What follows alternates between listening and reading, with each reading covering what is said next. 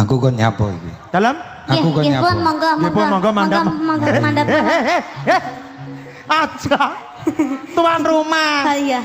Iki Gus Gendeng ya iki. Nggih.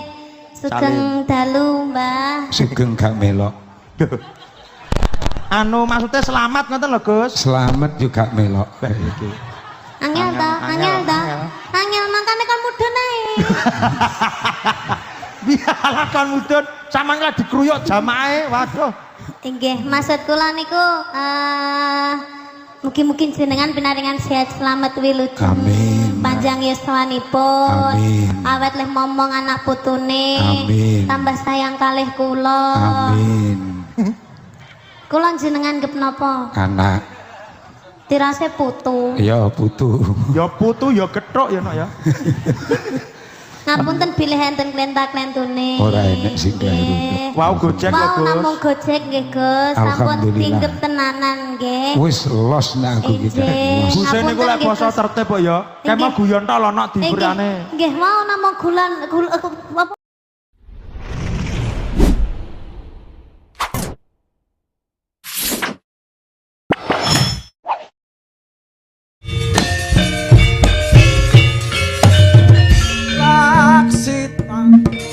Pungkaring ponco triya ngomane anglat gardi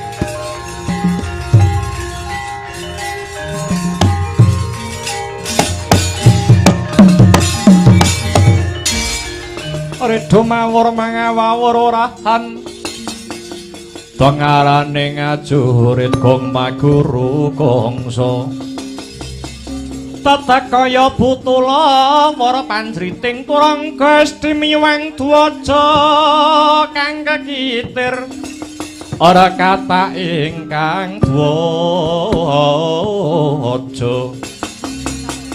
dwaja lelayu sehabit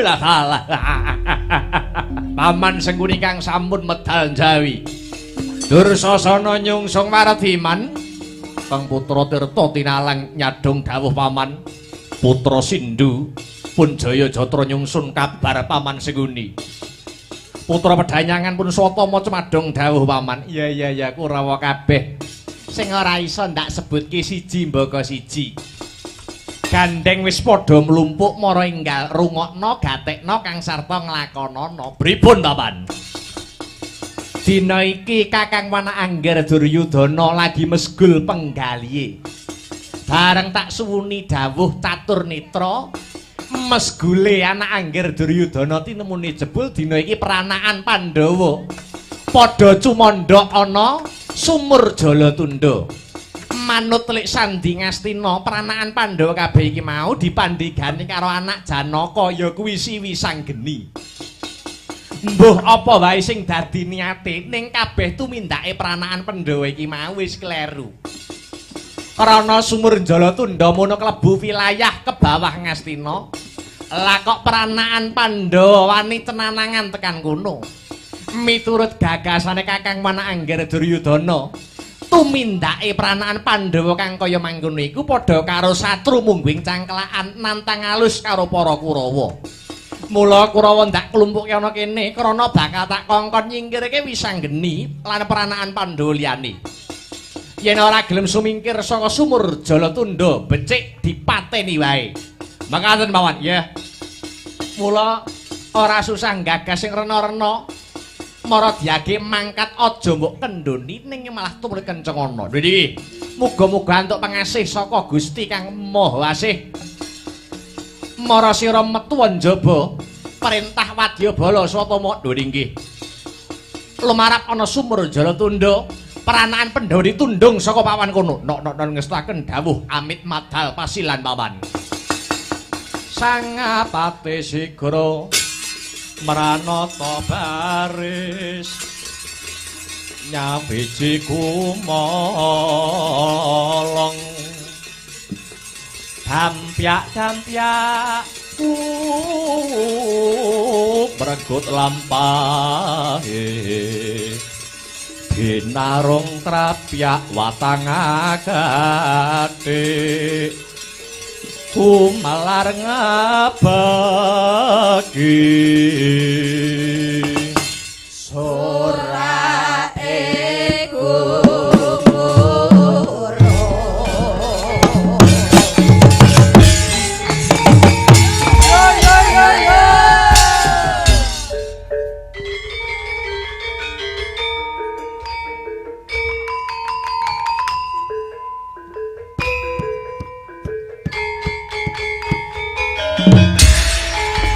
Sorae rame gumuruh binarung tambur nyang beri suling slumpret sesauran minangka cucu ing baris budaling Prawadyabala kumregut gemya lumaris.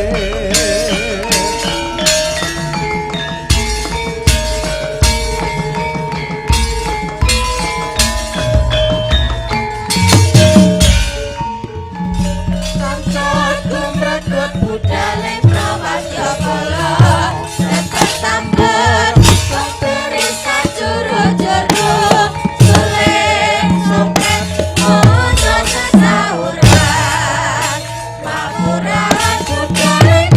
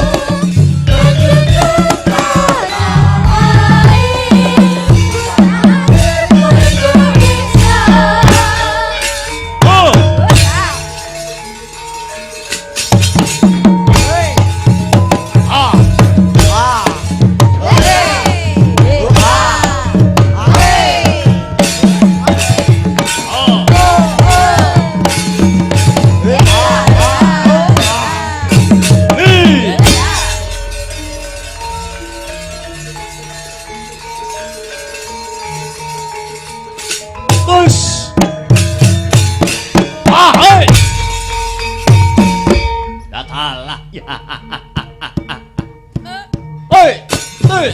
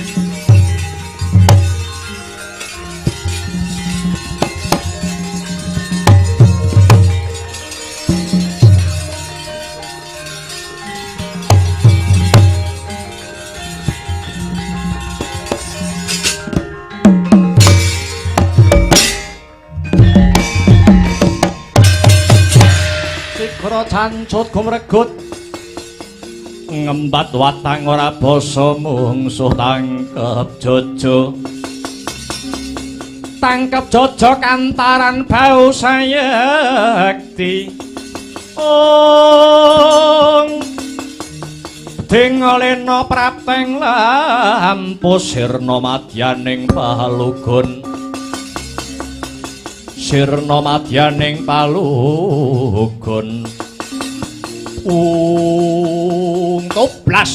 Toblas. Durung suwe anggonku lumaku saka Praja Ngastina kepapat. Ora pangling. Kowe bocah degleng Antasena. Kartoparma jangkar apa abamu? Pendirangan mripatmu ana apa? Aku goleki adimu Wisanggeni. Yen wis ketemu karo Wisanggeni kok nyembah dalaman tak babati gulune. Anggepe apa? Anggepe apa wani tetugur wani cumandha ana ing sumur Jalatundha kene? Apa ora kurang kulak pawarta adol pangrungu? Yen sumur Jalatundha iki maksih ke bawah negara Ngastina. Isih wilayahe para Kurawa. Ayo kowe minggat sak Wisanggeni ora? Yen ora gelem minggat, apa kelakon Wisanggeni tak go keset ndase. Kowe lah dalah. Kowe ngancam ngincim kelawan keselamatane adikku Bambang Wisanggeni. Yo, maju kepara ngarsa legane atiku. Antasena kang bakal mbelani adine lanang Wisanggeni. Kowe diane-dian ngemping loro ginjah pati. Merangi tatal Grajiawu. Wani karo Kartomarma entek wedine kariwanine Pyagus. Gedhemu cilik dhuwurmu ndek kupat kapita kowe buntute ula tapak angin kejero manuk branjangan. Gedhemu cilik dhuwurmu ndek kupat kapita kowe buntute ula tapak angin. Yen pancen kowe sekti tanpa aji teguh tanpa meguru wateken aji-ajimu. Tumpang sutebyat dhateng melengsat igamu kelakon jengkelang nyawamu Antasena. Tol. Bos. Etian tandang kridamu.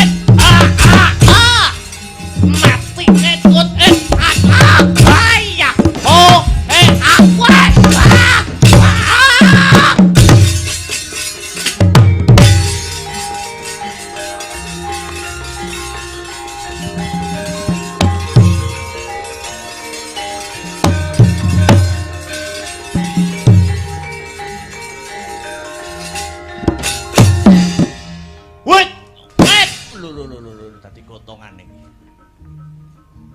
Ambil.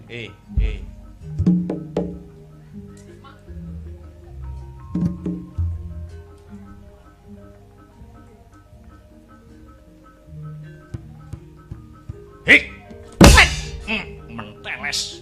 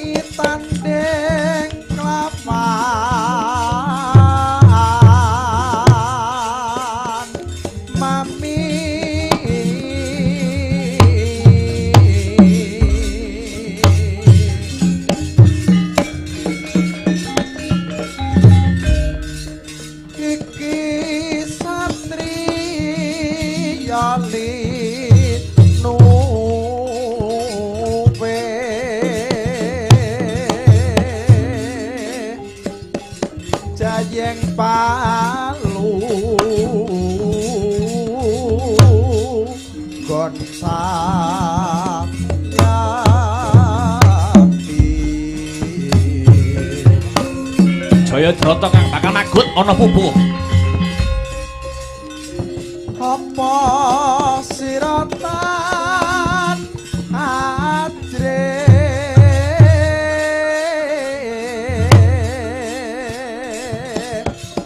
sing lena praptek lampung 1000 bareng maju 100 bareng ambrus katokno budinira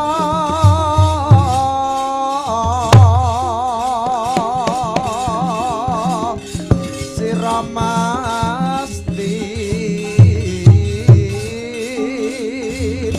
bakal lale.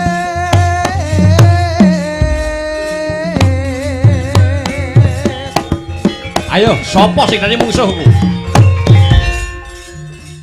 Satriya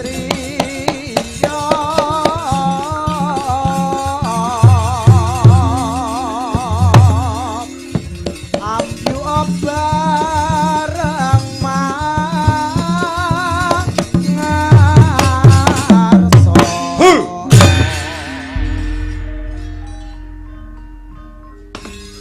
Mencorong dadane kaya meteor ora pangling. Bocah pringgondani Gatotkaca. Jayadrata ana paran. Sumingkira saka sumur Jalatundha. Yen ora kepengin tak lokke sak dosamu, ora susah kakean bebangal. Maju kelakon tak nggo gatheng dasmu. Weh latialah remet dadi klalaring epek-epek kuwi.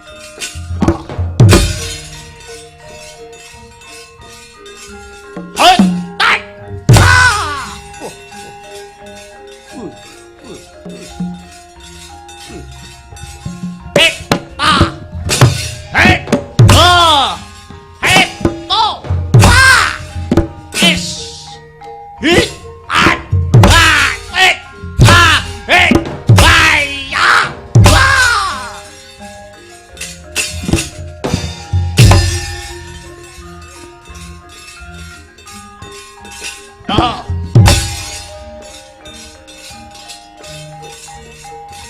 Ah, wek. Iki menungso apa jane? Ah. Ai. Ah. Ah.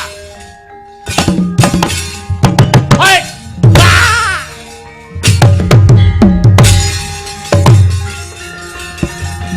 Woi. Woi.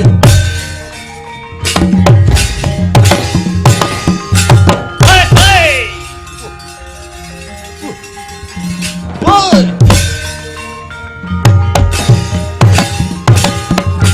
Hei, hei.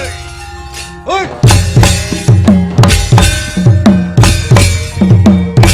Hei. Ai. Ah, ah, ah.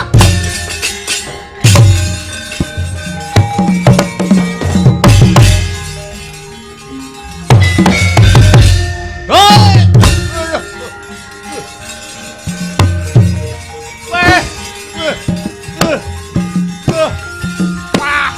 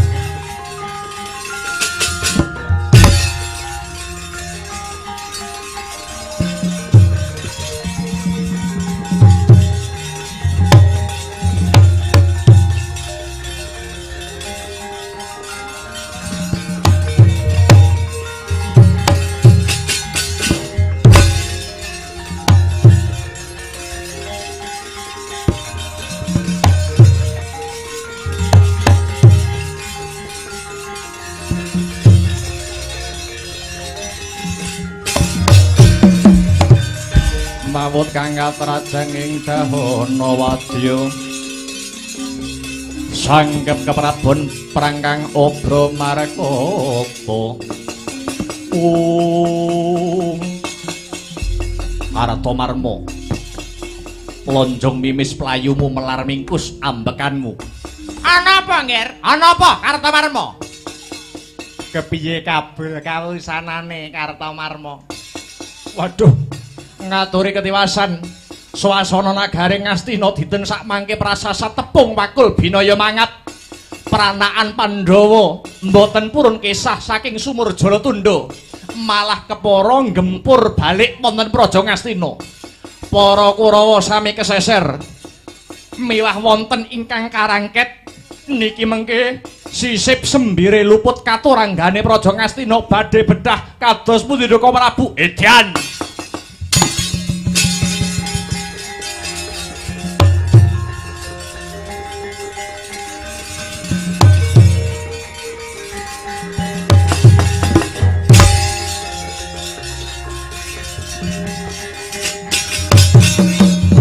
Ya jagat ya dewa ya Bathara.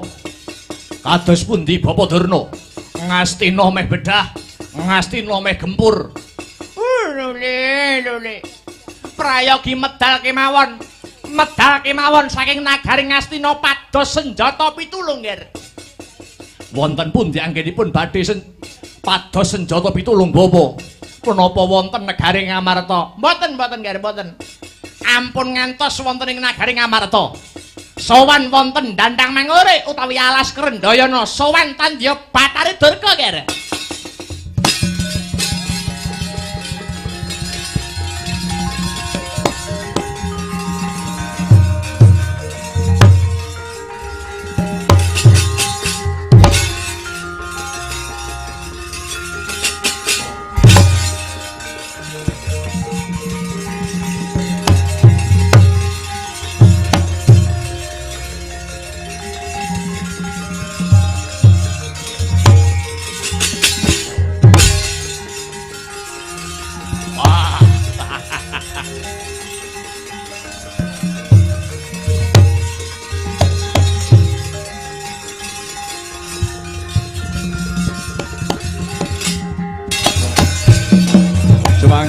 Anggara sarasa sumbar lindhu bumi gunjing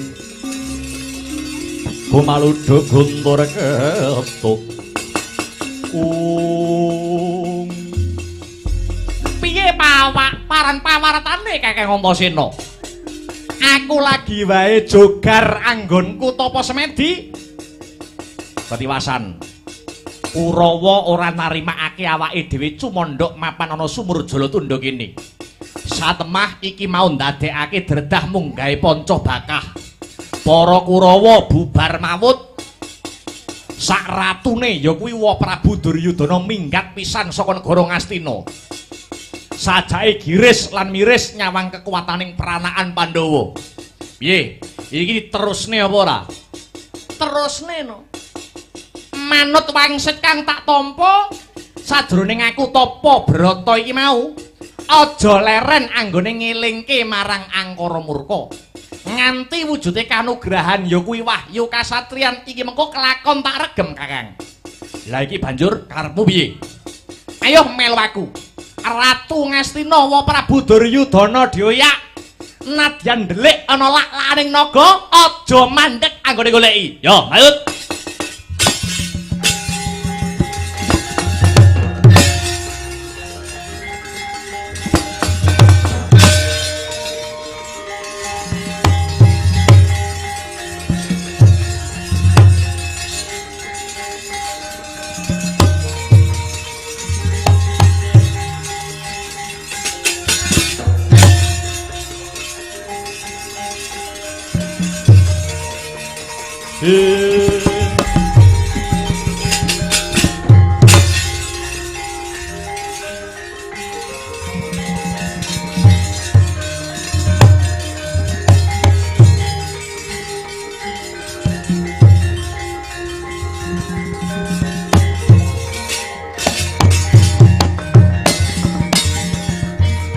Iku saknyatane Tunjang seret winangun Momen kemon maluri Rinep kebunmi Rinanggo kirana Prewasa kangki yarsi Angling sesidenan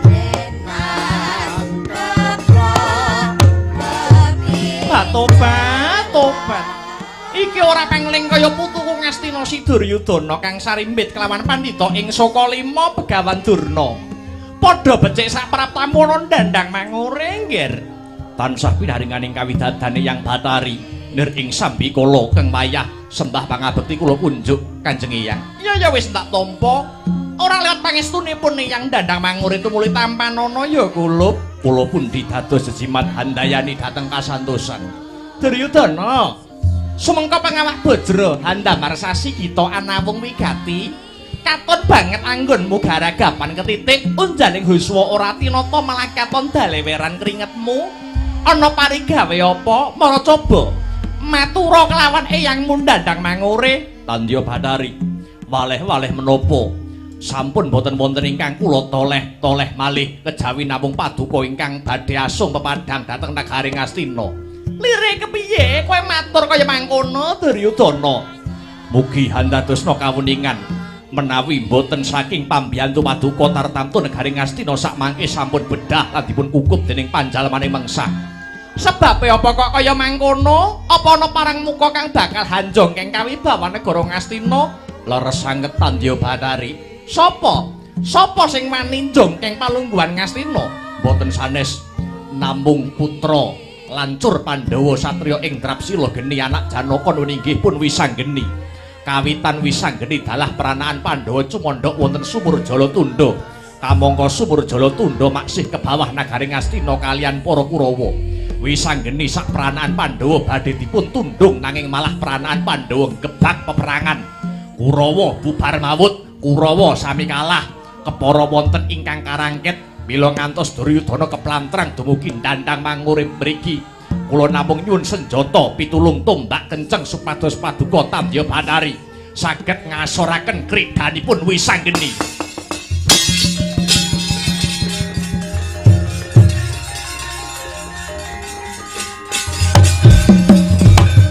mangancur lagoning angin gugur agraning harga guru gurnita kakiri-kiri horeg bumi prakempita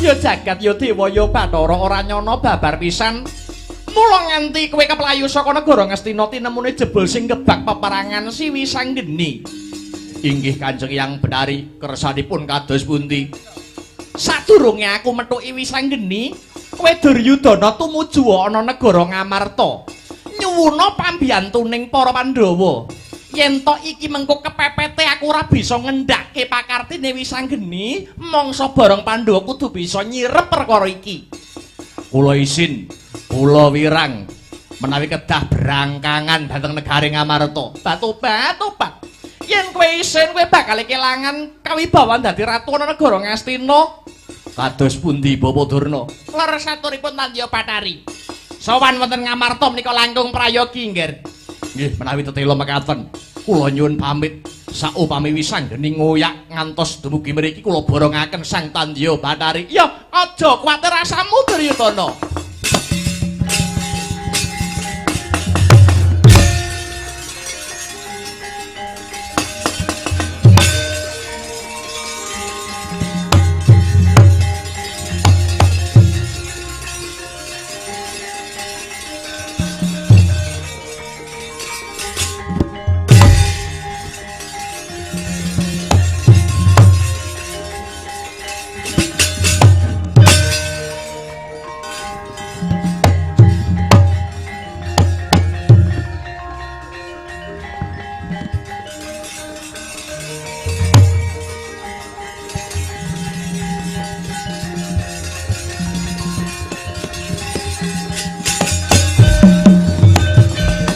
ora sisip ing pamawas iki kaya tekane Wisanggeni lan Antasena Yang Betari Wisanggeni mung ngupadi utawa goleki buron laronku batu-batu ora ana kidang menjangan kang liwat ana kene dudu jamaking sato kewan nanging beburonku ya kuwi Siwa Prabu Duryudana Wisanggeni cah bagus kowe tak kandhani ya kulup yen kowe duwe niat mbedah Ngastina tegese kowe nerak marang kodrating Gusti krana wis kinodrating jagat yen to baline Ngastina kudu lewat dalane Baratayuda yen Ngastina arep jaluk saiki iki mengko bakal mahanane kayangan geger aku ora peduli yen Yang Durga melu-melu celeng boloten kebola tengen apa kelakon tak bedah sing tak bedah ora mung negara Ngastina Dandang Mangure uga melu tak bedah Jaramaya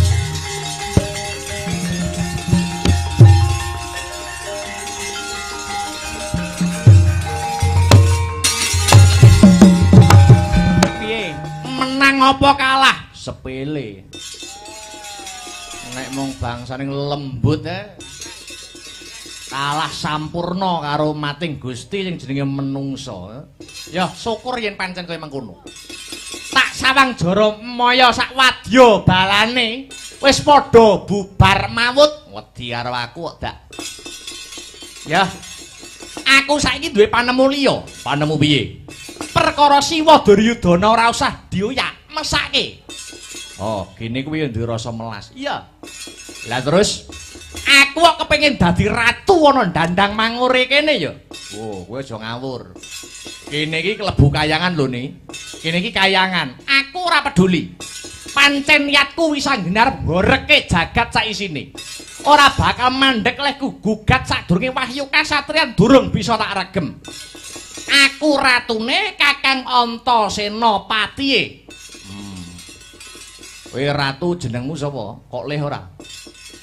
Prabu Candrageni. Lah aku Patih Candramustika. Mathuk. Mathuk, mathuk. Ayo saiki enggal digawe busana ana jero Dandang Manguri kono.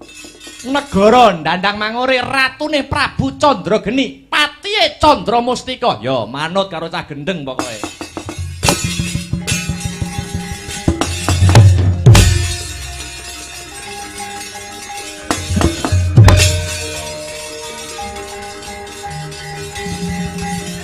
Kulun Bathara Guru, kula nyuwun pangayoman kulun.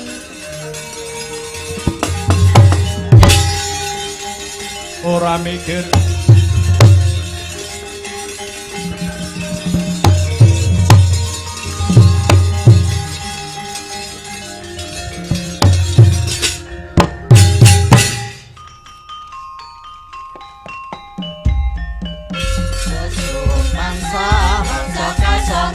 Kunjang ganting ing alam donya Pramanungsa suntik prakara alam nanti paring pidana Nanging padha ora rumangsa yen wis rusa alam adesan sira aja padha kesula kabeh ngono kancane yang susma mula aja padha sembrono supaya datang aku tiga.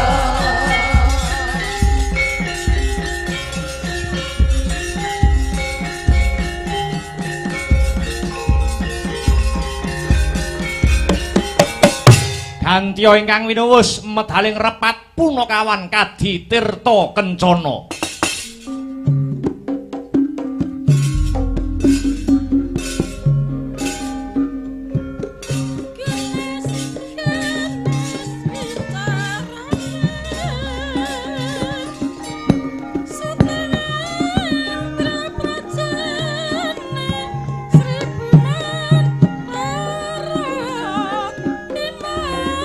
Segarane melu bang mona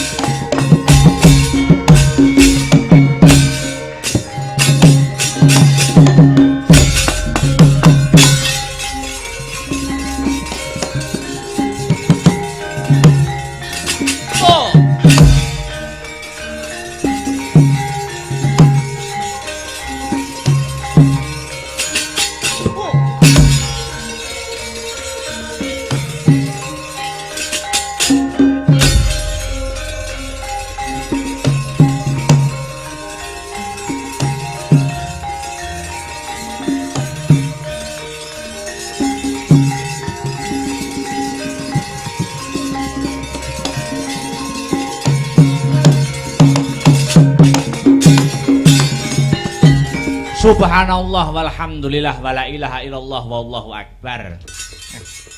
Selamat pagi Mas Gareng. Pagi truk. Pagi Dik Bagong. Pagi banget Mas. Ayo. Alhamdulillah ketemu ning season 2 Patet Songo Goro-goro. Masih dalam rangkaian adicara ulang tahun ke-50 tahun persaudaraan Setia Hati Terati cabang Nganjuk ya Truk. Bener Mas Gareng. Nadyan adicarane mau wiwiti wis kewengen ning ora dadi sabab ora mempengaruhi kelancaran pagelaran wayang pada malam hari ini. Ngono lho. Sing baku lakone kecekel, hiburane ya kecandak ya Mas. 3L unsur dalam pewayangan kudu tetep tercakup. Apa wae kuwi, Truk? Ya kuwi siji lakon, loro lagon lan lucon. Lakon utawa alur ceritane tetep iso runtut, Lagon lagu-lagu utawa tetembangane ya ana, terakhir lucon minangka bumbu ana pagelaran wayange uga tercakup Mas Gareng. Ngono, Truk. Nggih. Nah, ya iki gunane ngudi bab pedalangan sing ora ana mandeke. Ana ing pawiyatan-pawiyatan seni ngono kae, nggih, utawa ning sanggar-sanggar belajar ngilmu utawa kawruh pedalangan ora ana enteke. Iki sing penting iki piye anggone nyiasati yen kaya ngene iki mau. Dadi menghadapi medan sing kepiye wae ora kaget mamane kewengen. Kuwi carane ngethok lakon iku kudu pintere dalang anggone. Ya kuwi membawakan alur ceritane. Nggih. Sing apik ya ngono kuwi Mas Gareng. Ora lali ngunjukke rasa matur nuwun, terima kasih yang sangat banyak. Kunjuk para pepunden-pepunden kula PSHT ingkang sampun pitados dhateng Petruk. Sak kanca komplit Asta Brata Group. Wabeh gawa tekan omah. Berungkat kimpul. Gelar-kelir gantung gong mapaning dalu sak mangke. Pak Gondo pepundene awake dhewe. Heeh, le tresna karo awake dhewe iki jan wis lair tekan batin. Muga-muga apa sing dadi gegayuhane sing berupa apa wae bisa kasembadan. Amin, Truk, ya rabbal alamin. Wah. Iki aku nate didhawuhi Mas Gareng. Didhawuhi piye? Pertunjukan wayang ana ing era sekarang kuwi, lakon kuwi dadekke jembatan kanggo menyampaikan visi dan misi acarane. Upamane piye? Upamane ya kaya bengi iki.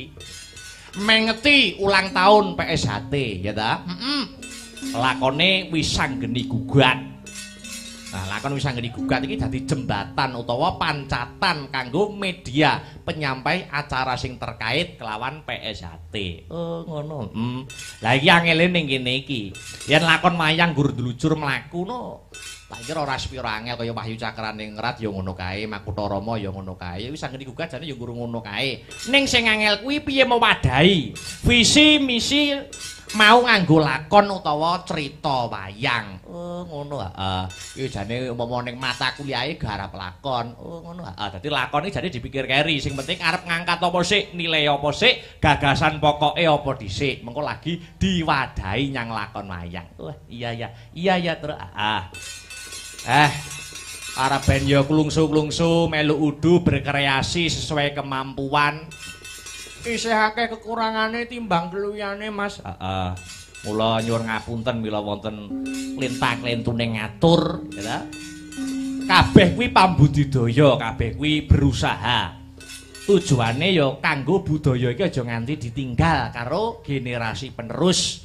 Wayang gamelan lan budaya-budaya liyane kudu iso menjawab tantangan zaman. Masuk, Truk? Heeh. Yo, Mas Mio. Diaturi munggah ana pepanggungan karep ben ngancani awake dhewe. Heeh. Sepati apa iki? Ana wae kencan.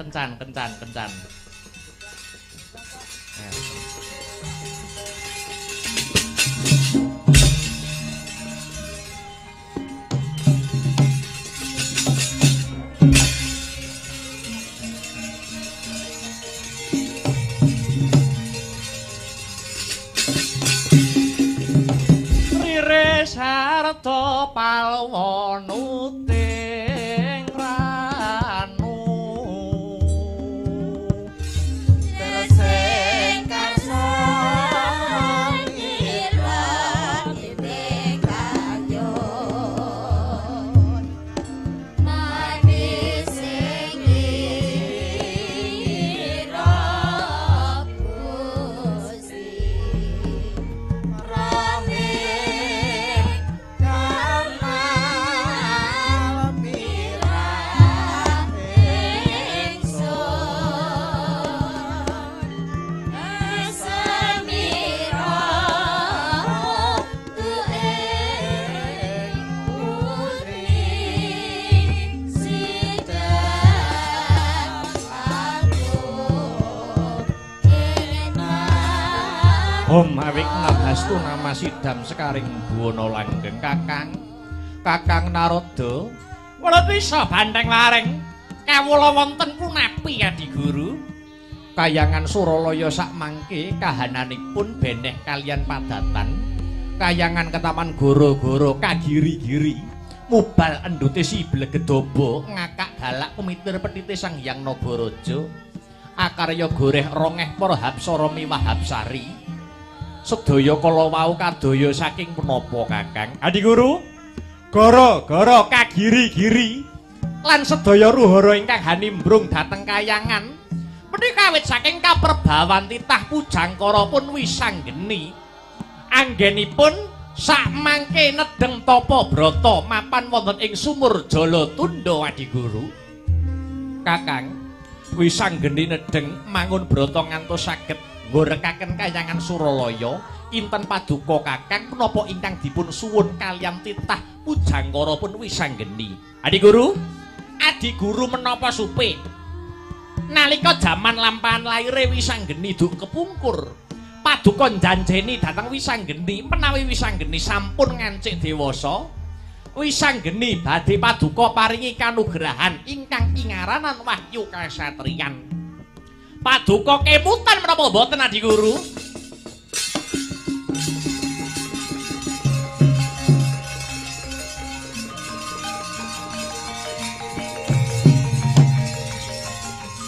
pukulan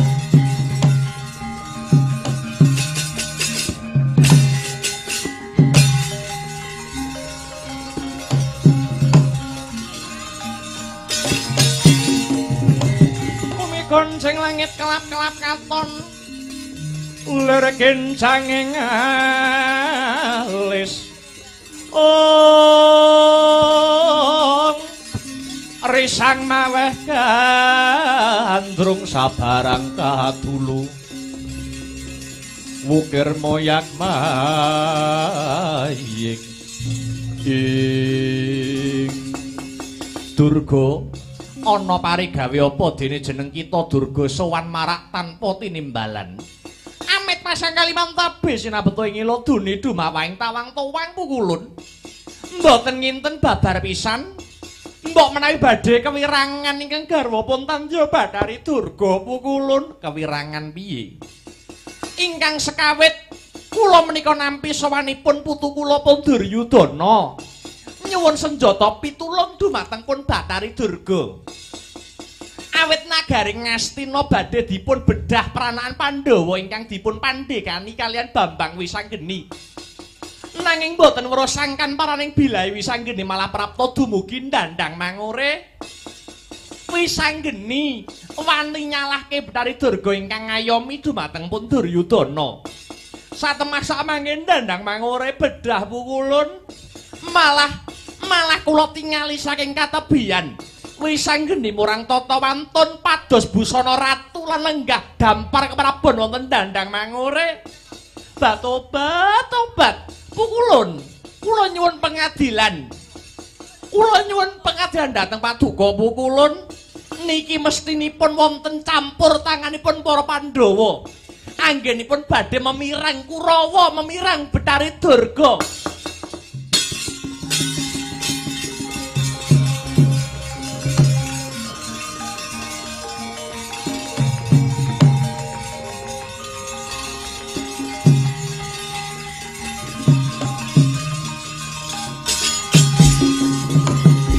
Jawata kang hambek para marta nuhuni kasedyan lan kawiryawan kawicaksanan ing bebrayan. Kakang Narada punapi bener pangandikanipun Kakang Resi Narada jebul wisanggeni nagih janjinipun nanging caranipun nerak pacak nerajang perbatang dupeh wisanggeni mujudaken dalma pinilih mekasan wantun daksya marang sapada. Wah, kedah dipun elingaken, Adi Guru. Miturut pamawas kula menika wonten campur tanganipun para Pandhawa. Pramila kula badhe neter kadigdayan miwah kawaskitanipun para Pandhawa. Kula badhe salin wujud dados Brahmana. Badhe kula gempur negari Ngamarta sakmenika nyumanggaken Adi Guru.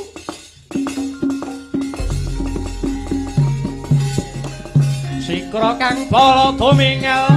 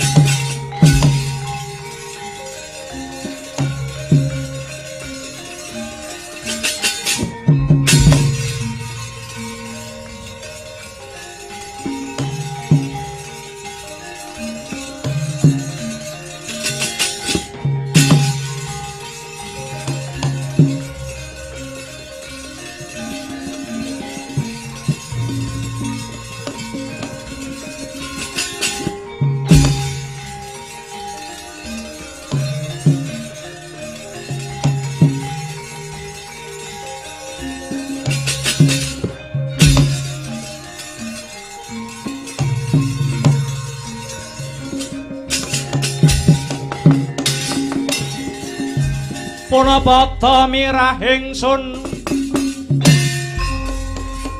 prihatin pas pagung mijil tuhu dahan tanpa karya sangkang rinemakan Gusti.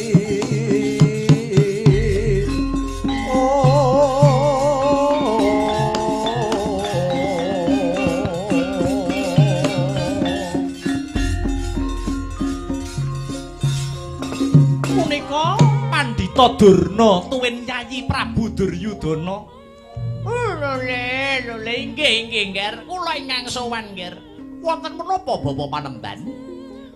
Atur ketiwasan Kang putra wayah. Kula pun wisanggeni damel geger mapan wonten ing nagari Ngastina. Wisanggeni kepengin jongkeng palengganipun anak Angger Duryudana. Krana anak Angger Duryudana nggondheli wisanggeni ngamuk punggung Suratamtaha. Kurawa sami bubar mawut boten kanten-kantenan. Tumuli kula wonten Dandang Mangore. Namung kemawon wisanggeni ngoyak dhateng playu kula miwah playunipun Ratu Ngastina dumugi Dandang Mangore. Lan dadosna kawuningan nggir Kang putra wisanggeni samangke malah dados ratu, dados Nalendra mapan ing Dandang Mangure. Lho dalah jagat Dewa Bathara.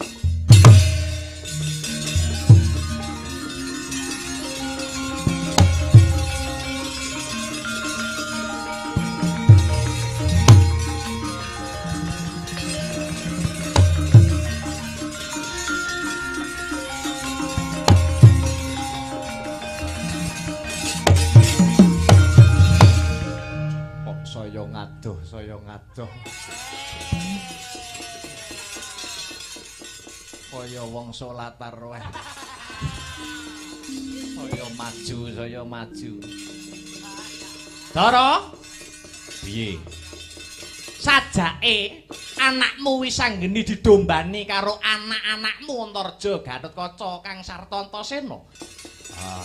Edian akange malah ora ngelingke. Koko Prabu water raosing manah kawula menawi wonten tantrimanipun Bathari Durga lajeng badhe ndamel cintrakanipun anak kula wisanggeni. Koko Prabu kula nyuwun pambiyantu Koko Prabu. Kula aturi ngelingaken ngemutaken dhateng Kang putra pun wisanggeni. Dara piye? Janaka kula wonten dawuh tinimbalan. Ayo tumuju ana ing Dandang Mangore Yayi. Lewat tepining lepen tempuran kang bening banyune ngelingke marang wisanggeni tak derekke. Pun maleng sing golek jagone guru rame amalungi meretang dene wancine bos gagat endah ingkang panjerino mencorong lir angaja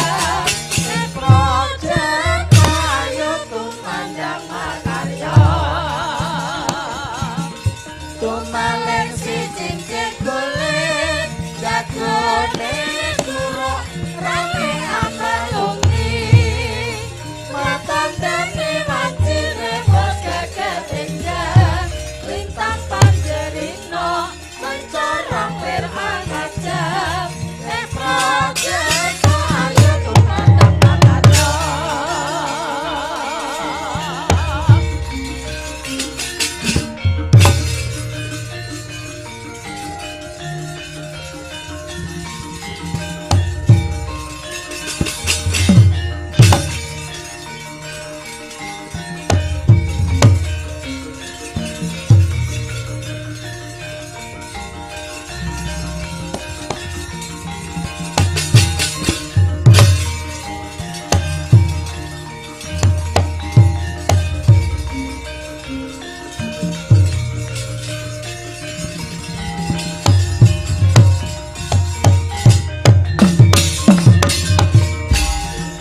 Mara Sang Arjuna esmunira kamanungsan ing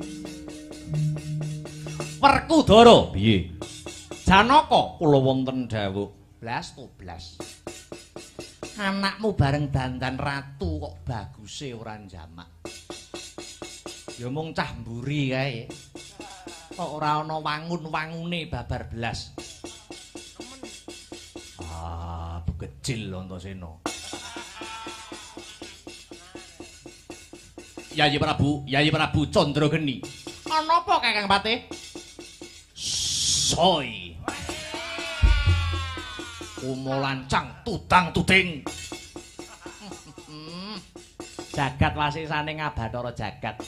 Iki ratu anyar Dandang Mangure. Jejulukmu sapa Sang Prabu? Aku Prabu Candrageni. Aku Patih-patih Candra Mustika. Usik.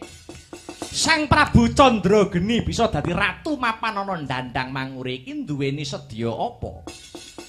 Aku bakal ngelingke. Aku bakal ngelingke kabeh sing duweni sifat angkara murka. 1 Kurawa, 2 Bathari Durga. Kuwi hambeke adoh saka kautaman lan adoh saka rasa bebener. Mula kudu tak brasta. Ya, tak tak cekel tembungmu yen kowe pancen arepe mbrasta kabeh angkara murka sak lumahing bumi iki.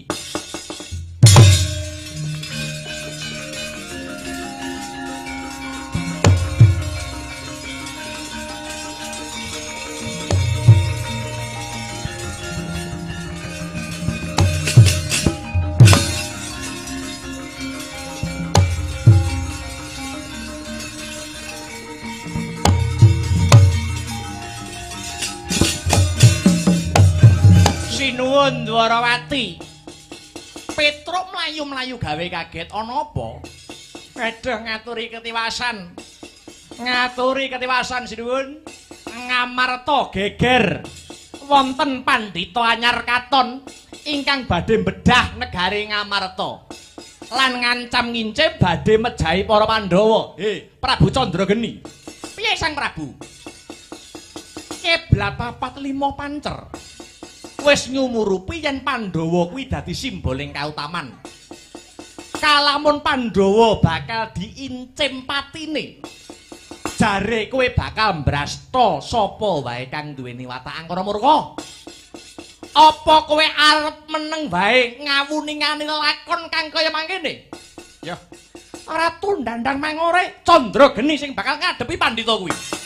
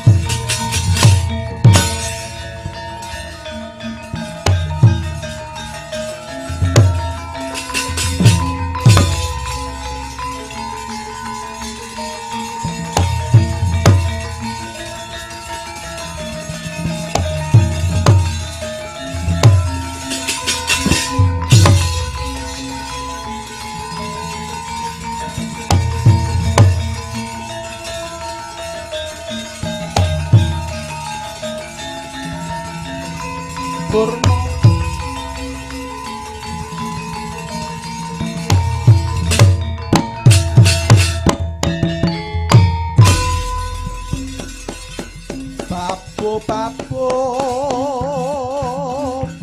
marake tanding ana sun pandhita nupe sakti mandra guna prawira ing ayudya kang tanding haywalu mares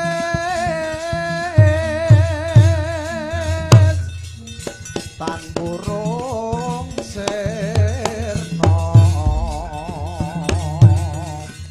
serna ngapani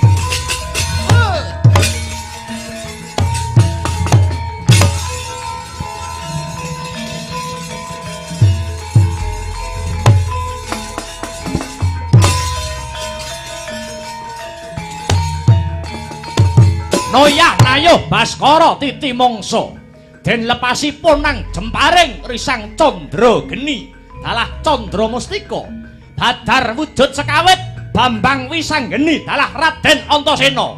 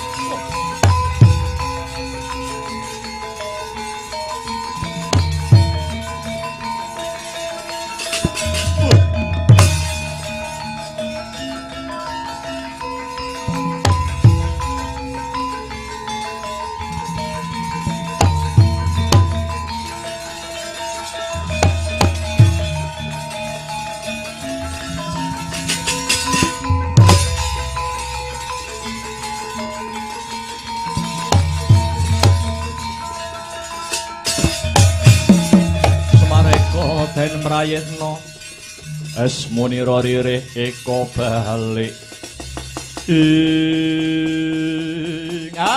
megegek ugek sadulita mel-mel lae ratu anyaran kalih patih anyaran tinemunipun jebul Ndara Wisanggeni kaliyan Ndara Antasena. Iya kek iya Wanayantaka aku sing dadi patih Candra Mustika. Larah-larahipun kados pundi kok ngantos saged dados ratu ing Dandang Mangure? Cekak cukupe Wisanggeni mung bakale gugat Yai. Aku kepengin nagih janjine para dewa. Dewa janji napa teng sampeyan? Bakal maringke wahyu kasatriyan marang Wisanggeni. Nggih. Semar nggih melu nyekseni niku. Nalika jaman lakon laire Wisanggeni. Nggih pun. Sampeyan sumene sakwetawis pandhita niku musuhe Semar.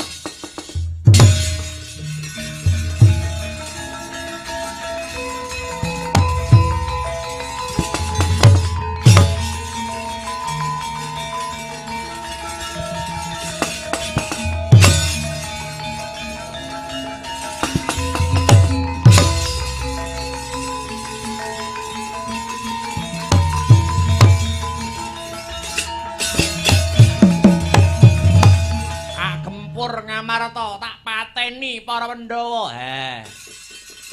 Ki arep gawe geger merambah kaping pindho wen. Arep malih wujud dibulus poleng wong liya mbok apusi kenek ning Semar ora kenek. Layak wit suri mripatku kaya dipulut. Jebul kowe terus sing gawe geger, liyane do turu nek Semar ora turu liyane do turu nek Semar ora turu ngono ora badar Semar kelakor mati.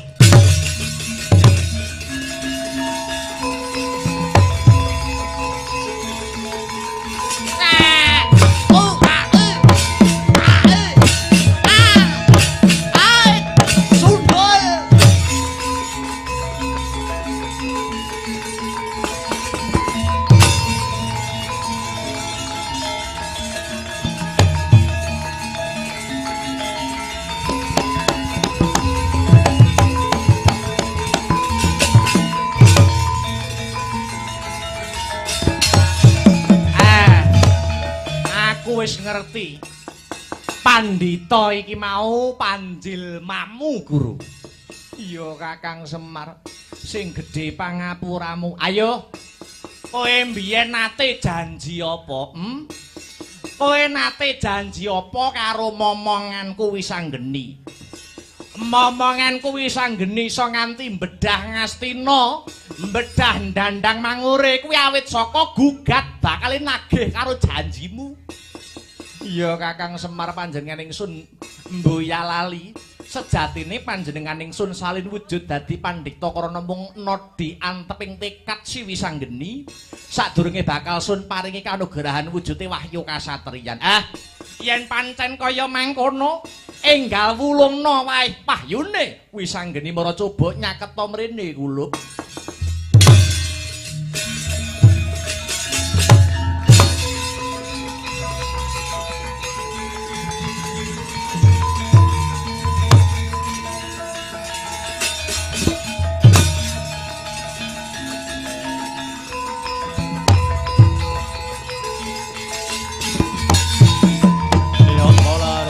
Saking kutha Sakuragala yen panamata sang Sri wis titi kala mangsane wahyu kasatriyan mbok tampa Wisanggeni menepna panca indriyamu tampanana kanugrahan iki kulup.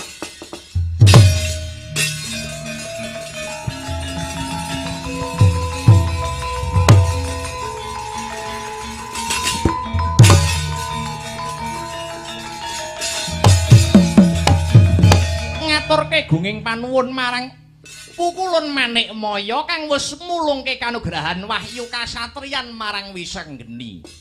Iya Wisanggeni, sadurunge kowe bali ana kasatriyan mundrap sila geni ana 3 piwulang utawa gegebengan sing kudu mbok gondheli anggon kita dadi satriya-satriyaning bangsa. Apa wae piwulang mau pukulun? 1 ana tembungan piwulang ya kuwi kridaning ati ora bisa mbedah kutaning pesti kang tegese manungsa diwenangke duweni niat lan gegayuhan apa wae nanging sagedene niat kabeh kudrat amung ana astane Gusti kang anyipta jagat. Angka 2 ana tetembungan tega larane ora tega marang patine kang mengko werdi anggonmu dadi satriyaning negara kudu wani neter marang para tarunaning negara yen perlu nganti gawe lara ing lair kaya gawe lara nanging sejatine mono kita Wisanggeni ndandani para nom-noman mau supaya kandel njaba jerone bisa mbedake ngendi bener lan ngendi luput. Angka 3 ngluruk tanpa bala menang tanpa ngasorke sekti tanpa aji sugih tanpa bondo. Maknane tembung kuwi sejatine manungsa mono bisa dikalahke dening apa wae lan sapa wae. Ning manungsa sing ora bisa dikalahke utawa disirnake karo sapa wae kuwi manungsa sing setya marang ati sucine dhewe. Astabrata